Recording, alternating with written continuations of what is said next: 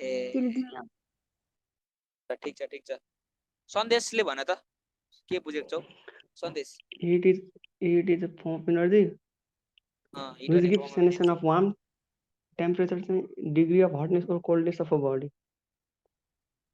छ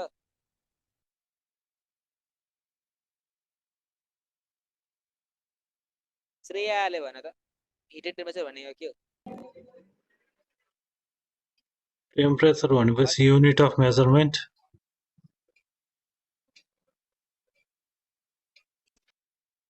छोडिदिनु सर यिनीहरूलाई बनाइदिनु ल को ल अब हामी टोटल भन त श्रेयाले भन्दै थियो के भन्दै थियो भन त what is heat and what is temperature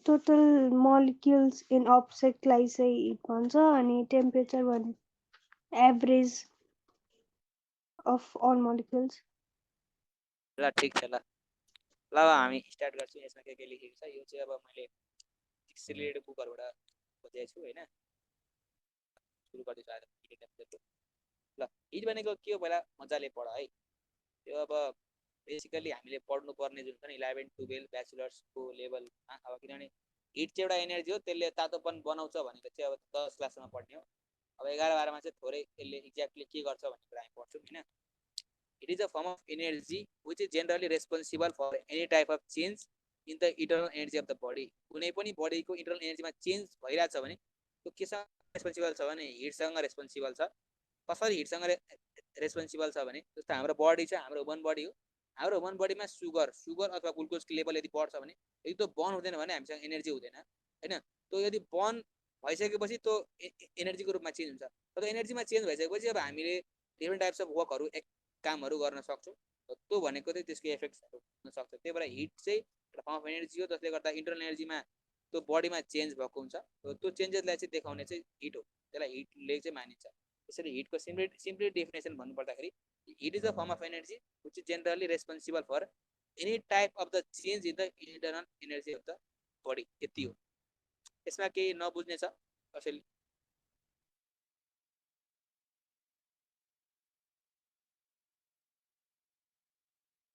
छैन भने अगाडि जान्छु म अब टेम्परेचर भनेको के हो है त एक्ज्याक्ट डेफिनेसन अफ टेम्परेचर है temperature the degree of hotness or coldness of the body है त्यो हटनेस अर कोल्डनेस नै हो कि कुनै पनि एउटा बडी चाहिँ कति तातो छ र कति चिसो छ होइन तर यसले चाहिँ which directly defines the direction of flow of heat यो टेम्परेचरले चाहिँ कताबाट कता हिट फ्लो भइरहेछ भन्ने कुरा एक्ज्याक्ट डिरेक्सन चाहिँ दिन्छ हामीलाई त्यसैले यसलाई हामीले टेम्परेचर भनेको सो टेम्परेचर भनेको के degree of hotness or coldness of the body हो जसले चाहिँ डिफाइन गरिदिन्छ कि यो हिट कतापट्टि गइरहेको छ होइन हो त्यसलाई भन्छ टेम्परेचर है त एसआई युनिट अफ हिट हामीलाई के थाहा छ एसआई युनिट अफ हिट के छ जुल हो अनि टेम्परेचर के हुन्छ अरे केल्भिन हो है त हामीले डिग्री सेन्टिग्रेड पढ्छौँ तर त्यो होइन एक्ज्याक्टली होइन त्यो यसको एसआई युनिट चाहिँ केल्भिन हुन जान्छ अर्को एउटा एकदम इम्पोर्टेन्ट पोइन्ट छ जस्तो heat flows from a body at higher temperature to a body at lower temperature हामीले जुन रेफ्रिजरेटरको केसहरूमा पढ्यौँ नि कि लोवरबाट हायरमा पठाउनु छ त एनर्जी दिनुपर्छ यसमा हुँदैन बेसिकल्ली हिट के हुन्छ भने तातो बडीबाट जहिले पनि के हुन्छ अरे चिसो बडीमा हिट ट्रान्सफर हुन्छ भन्ने कुराहरूले भन्छ है त अर्को के छ भने change in heat energy of a body is a function of temperature difference यदि टेम्परेचर डिफ्रेन्स भनेको के यदि हामीलाई कसैले सोध्यो वाट इज टेम्परेचर डिफ्रेन्स भनेर यदि सोध्यो भने चाहिँ त्यो भनेको चाहिँ हिट एनर्जी बिचको भएको चेन्जलाई चाहिँ हामीले चाहिँ त्यो फङ्सनलाई चाहिँ के भन्न सक्छौँ भने टेम्परेचर डिफ्रेन्स भन्न सक्छौँ है त यो यति कुरा बुझ्यो यो बेसिक थियो यो बेसिकमा कसैलाई के कन्फ्युजन छ हिट एन्ड टेम्परेचरमा हामीले 8 9 10 11 12 सम्म पढिरहेको छौँ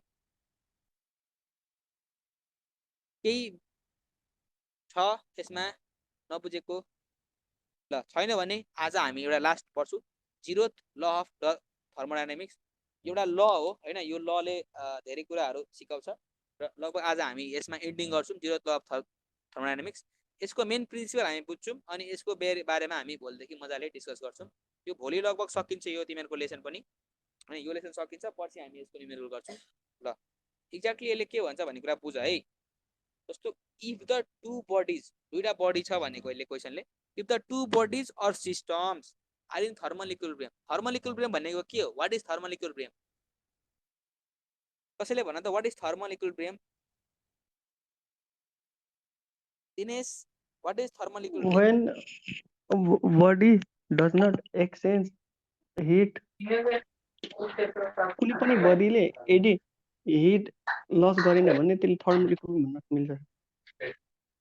अब दुईटा बडीको थर्मल हिट इक्विलिब्रियम बराबर छ भने त्यसलाई थर्मल इक्विलिब्रियम भन्छ हैन? र ठिक छ त्यही हो कुरा। यदि कुनै पनि दुईटा बडी छ त्यो बीचको यदि हिट यदि बराबर छ, लस भइरहेको छैन, इक्वल छ भने त्यसलाई थर्मल इक्विलिब्रियम भन्ने हो। र कुनै पनि दुईटा बडी छ त्यसको थर्मल इक्विलिब्रियम छ अनि आर थर्मल इक्विलिब्रियम त्यो पनि थर्ड सिस्टमसँग केसँग छ अरे? दुईटा बडीको चाहिँ थर्मल इक्विलिब्रियम छ कोसँग? थर्ड सिस्टमसँग चाहिँ जस्तो थर्मल इक्विलिब्रियम छ अरे भनेपछि त्यसले के भन्छ भने देन त्यो दुईटा जुन बडी हुन्छ नि त्यो पनि चाहिँ केमा हुनु पर्यो अरे? थर्मल इक्विलिब्रियममा नै हुन्छ। जस्तो कि सपोज गर ए र बी बराबर सी छ अरे। ए भनेको अर्को एउटा बडी, बी भनेको अर्को बडी, र त्यो चाहिँ केसँग बराबर छ? सी सँग बराबर छ। भन्नु पर्दाखेरि सी ए सँग पनि बराबर छ, सी बी सँग पनि बराबर छ नि। भन्नु पर्दाखेरि ए बराबर सी हामी ए बराबर बी हामी भन्न सक्दैनौँ। यदि ए बराबर सी र बी बराबर सी छ भने हामीले ए इक्वल्स टु बी भन्न सक्छौँ सक्दैनौँ? भन त। सकिन्छ सकिन्छ नि। हो, त्यही कुरालाई चाहिँ जिरोथ ल अफ थर्मोडायनामिक्स भनिन्छ। यति हो। अब यो कुरा किन अहिले पढाइयो भनेर भन्छौ भने अब हामीले तिमीहरूले एक्सपान्सन भन्ने लेसनहरू पढेको पढेनौ? Length expansion, area expansion, volume expansion पढेको छौ नि? हजुर सर। हो ल, हो त्यही कुराहरू चाहिँ अब हामी पढ्छौँ आउने क्लासहरूमा। त्यसमा यो एकदम रिलेटेड हुन्छ मतलब कन्डिसन भेरिफाई गर्नलाई। त्यस्तो धेरै त युज हुँदैन तर बेसिक यसैबाट सुरु हुन्छ है त। ल आजको लगभग यहाँसम्म छ। तिमीहरूलाई म अहिले एकछिनमा खाना खाएर नोट्स हालिदिन्छु, पिडिएफ हालिदिन्छु, हेर्नु होइन योभन्दा अगाडिको त्यो मजाले सेभ गरेर राख्नु। अहिलेसम्मको कसैलाई के छ नबुझेको त्यस्तो आजको यो क्लासमा? डिस्कर्डमा हालिदिनुहुन्छ सर? म डिस्कर्डमा हालिदिन्छु है। म डिस्कर्डमा फिजिक्स नोट्स भन्ने जुन छ नि च्यानल त्यसमा मेरो हुन्छ, त्यसमा हेर्नु है त। त्यहाँ मैले लेखिदिएको हुन्छु आजको यति यतिको भनेर। मैले अगाडिको पनि दुईवटा हालिसकेको छु हिटको, हेर्नु है सबजनाले। र क्लास चाहिँ लगभग रेगुलर गर्नु अनि टाइमिङमा आउनु है सबजना। एटेन्डेन्स एकदम कम भइरहेछ।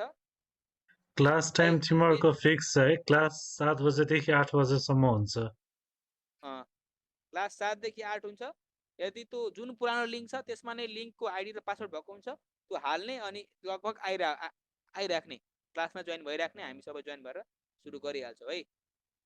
क्लास लिङ्क र टाइम चेन्ज हुनेछ भने तिमीलाई नोटिस आउँछ। कुनै पनि नोटिस आएको छैन भने सेम टाइम हो, सेम लिङ्क हो है क्लासको। अनि तिमीहरूको वाटर च्याप्टरको टेस्टमा आज अहिले हालिदिँदैछु डिस्कर्डमा। आज 8 बजेदेखि भोलि रातिको 8 बजेसम्म दिन पाउँछु एक्जाम, त्यसपछि पाइँदैन। ल सबैजनाले टेस्ट पनि दिनु। टेस्ट भन्दै हुन्छ सरले, टेस्ट मजाले सबैले दिनु। र आज लगभग आइयुई इन्जिनियरिङको पनि रिजल्ट आएको छ। धेरैजनाको लगभग राम्रै गएछ लगभग होइन। र योपल्ट कति धेरैजना पास भएको छन् सर हाम्रो। धेरैजना पास भएको छन् हाम्रोबाट पनि। हजुर सर। मेरो ल ठिक छ, सबैलाई बधाई छ। तिमीहरूको पनि अब राम्रो होस्। जो जो हुनुहुन्छ मजाले तयारी गर्दै जाऊ हेर। किनभने अहिले तयारी गर्यो भने मात्रै हो, पछि मजाले एकदमै। अहिले मैले 3 जनाको हेरेको, 3 जनाको अब त्यो लिस्टमा नामै छैन सर्च गर्दाखेरि। भनेपछि अब कस्तो भएको होला उनीहरूको हालत। त्यही भएर एकदमै मजाले ट्राई गर्नु होला। सबैले मजाले पढ्नुहोस्। नबुझेको कुरा डाइरेक्टली सोध्नुहोस्, मलाई सोध्नुहोस्, रोहन सरलाई सोध्नुहोस्, अथवा आइडी सरलाई कुराहरू छोडिदिनुहोस्, अथवा डिस्कर्ड छ हामीसँग बनाइदिएको यत्रो 24 आवर्स छ त्यो त्यहाँ पनि तपाईँहरू सोध्न सक्नुहुन्छ। अलिकति इङ्गेजमेन्ट बढाउनु होला।